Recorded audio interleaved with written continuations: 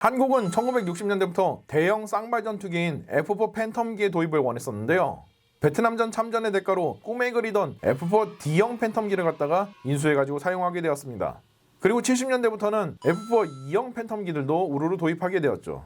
근데 마침 한국 공군에는 전술정찰기가 태부족이었어요.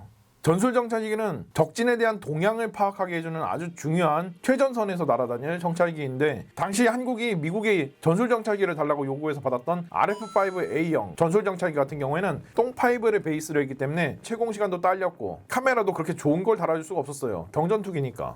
그래서 RF-4E형의 도입을 원했는데요. 고성능 카메라를 가지고 있어가지고 훨씬 더 먼 거리에서 정확한 사진을 찍을 수가 있었고요.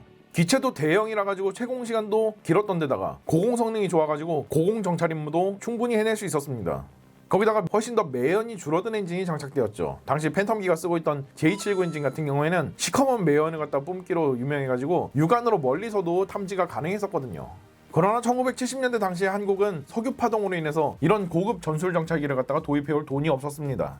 설사 돈이 있다고 해도 안 그래도 부족한 전투기들한테 예산의 우선권이 넘어가기 마련이었죠. 세월이 흘러서 1980년대 후반 한국은 삼저 호황으로 인해서 높은 수준의 경제 성장률을 갖다가 찍을 수가 있었죠. 덕분에 드디어 전술정찰기를 사올 돈이 생겼어요. 그래서 미국의 RF-4 E형을 팔아달라고 요구했지만 미국은 판매할 수 없다고 말했습니다.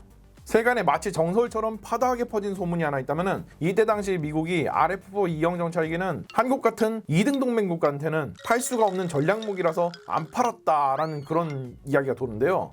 이건 명백한 루머입니다. 일단 당시 팬텀기는 단종이 된 상태라 가지고 한국군이 원한다고 해도 신규 기체를 들여올 방법이 없었어요. 게다가 RF-4 E형은 미국이 설사 남는 기체를 주고 싶어도 줄 수가 없었어요. 왜? 미국이 도입한 적이 없거든. 번지수를 잘못 찾아온 거예요. 오히려 1992년에 튀르키예가 독일에서 중고 RF-4 E형을 갖다가 32대나 우르르 업어온 걸 보면은 차라리 독일한테 문의했으면 중고 기체를 업어올 수 있었겠죠. 결국 한국은 미군이 전시 예비 물자로 보관하고 있던 RF-4 C형 정찰기들을 갖다가 인수해오면서 대리만족할 수밖에 없었습니다.